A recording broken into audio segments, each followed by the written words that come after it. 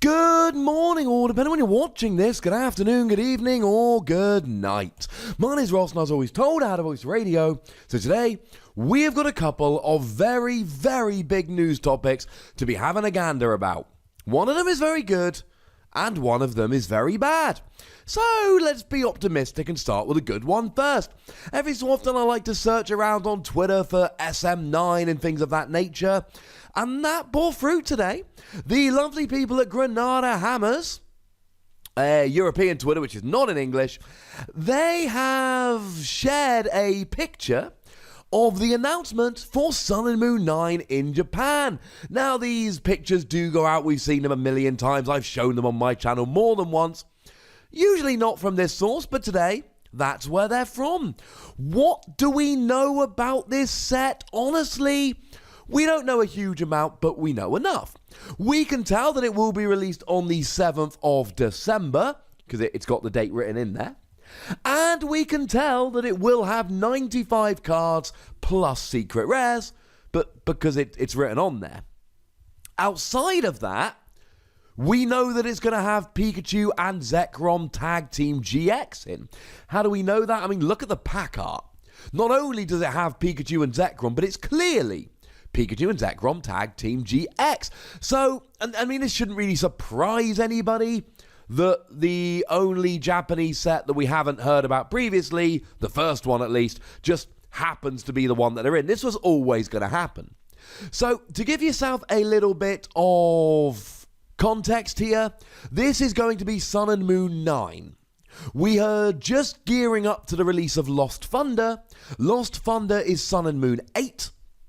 This is Sun and Moon 9. Lost Thunder is our November set. This will be our February set. So this is going to be released in Europe, North America, etc. in February, after coming out in Japan in December. We don't have any name or details or anything for our February set, but assuming it's going to be released on the first Friday of the month, which they all are nowadays, we can be looking at a release date of Friday the 1st of February.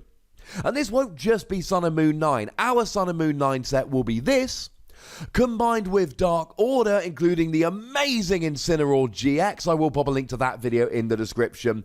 I am so psyched about that card.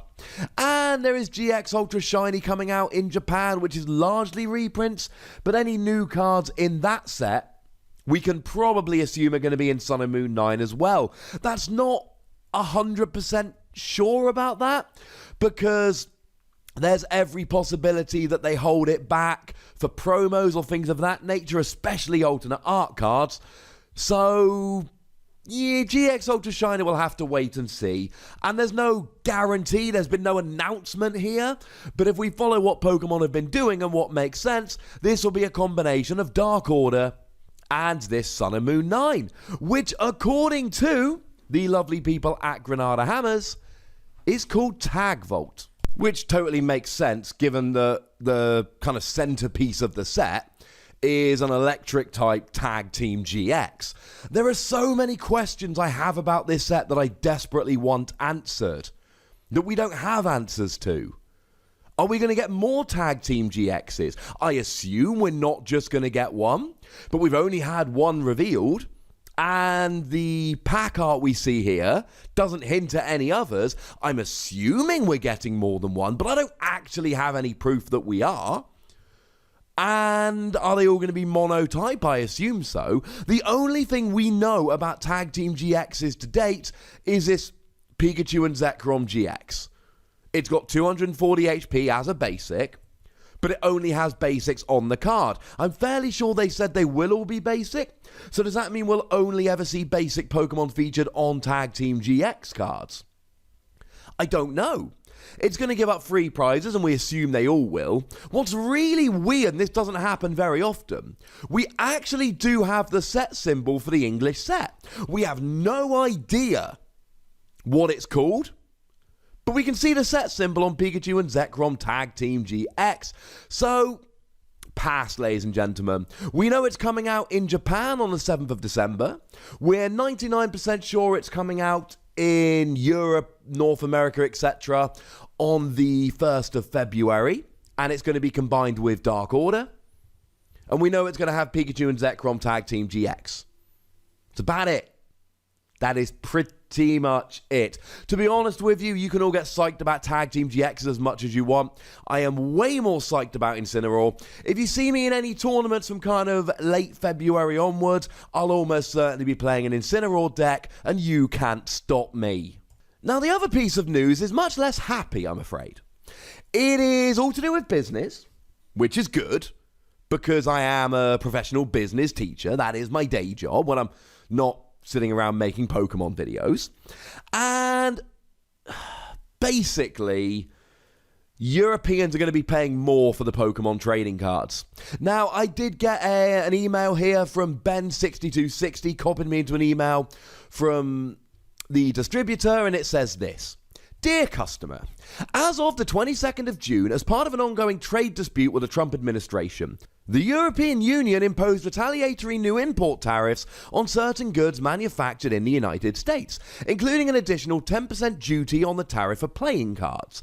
Unfortunately, this includes the entire Pokemon trading card game range, which is made in the USA. Since this development, we have reviewed all available scenarios to be able to defer this extra cost to our customers and have held off any implementation. However, regretfully, we must confirm that prices for the Pokemon TCG range will be rising. We have made every effort possible to ensure these price rises are as minimal as possible. Prices for Pokemon lines will rise as of September the 10th. Please see attached detail of the effects on the range. Alas, I do not have that detail. Although the tariff is very much out of our hands, we would like to apologise for the inconvenience that we are aware this represents, and assure you that when the tariff is removed or a solution found, that we will rebalance the prices accordingly. We thank you for your understanding. It's a little bit sad, ladies and gentlemen. It's a little bit sad. Tariff basically means that the distributor has to pay. So a 10% duty means that if somebody wants to bring cards from America to sell in Europe, they must pay 10% of the value of those cards to the European Union. And there's two reasons why you would do this. Number one is just to make money. If you know people are going to buy them anyway, then a government, and it is governments that do introduce these tariffs, it is completely beyond Pokemon's control. They're not a country. Yet. But if you know people are going to buy the goods anyway, then you just whack a tariff on there, and then the distributor brings them over anyway and pays you the percentage. Could be any percent, doesn't have to be 10, and then you make money off it. The other reason, and that's what's at play here, is to basically try and dissuade goods coming over. Trade is a good thing. You sell to countries, you buy from countries. More trade generally equals richer countries. That is a massive generalization, but this is a Pokemon TCG news video, so we'll leave the business lessons fairly simple. And what happens is that America goes and says, right, you know what? We are going to put X% tariff on these goods from the European Union. And then the European Union goes, well, we're going to put these goods on them. Sometimes it starts because one country can make goods way cheaper than another country. So they have to put a tariff on to make them competitive. An example of this is Chinese solar panels. China can make solar panels way cheaper than other countries. So we end up seeing tariffs on solar panels just because otherwise European and American manufacturers just cannot compete. And I said you would do this to stop goods coming over. Sometimes instead of stopping goods coming over, it's really about raising the prices. You put a 20% tariff on solar panels, their solar panels get 20% more expensive, and then all of a sudden you are competitive with them after all. If you're not following the business stuff, the important thing is this. Bunch of governments got together and did some tit for tat, and now we're paying more for Pokemon cards. And that kind of sucks. It's not Pokemon's fault. It's not your local game company's fault. It's not the local card shop's fault. It's nobody's fault. And you can blame the European Union, and you can blame the Trump administration, and you can blame whoever you want. The fact of the matter is, the Trump administration put tariffs onto European Union goods, and unless you've really dug into the minutiae of that, and I certainly haven't, I don't know what you can really say. And then the European Union has imposed retaliatory tariffs. And again, until you dig into the minutiae of that, I don't think you can really say whether it's valid or not. It's a pain, to be perfectly honest with you. Pokemon are being very honest. Although I should say, when I'm saying Pokemon here, I'm really referring specifically to Asmodee, who are the European distributors. It's not really Pokemon, it's a distributor here. They're being very honest. They're going to fix it when they can. It's nobody's fault. It just kind of sucks. Sorry to bring you bad news, ladies and gentlemen, but this is important news for anybody living in the European Union, so sorry about that. Hey-ho. Now it's time for your comments. Tell me how excited you are for Voltag. Tell me how sad you are about these tariffs, or just gloat that you're in America and you're not going to be subject to them. Either way, go nuts, but do be nice.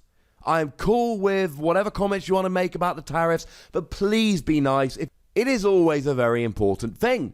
But also, make sure you like this video, subscribe to this channel, follow me on Twitter at thewassy, and Twitch for some live action at twitch.tv/PTCGRadio. If you want to support the channel, get some bonus podcasts and all of that, head on over to patreon.com/PTCGRadio, where you can do exactly that. But by far the most important thing, as always, is to look after yourselves. Until next time. Thank you very much for watching. My name's Ross, and you've been watching PTCG Radio.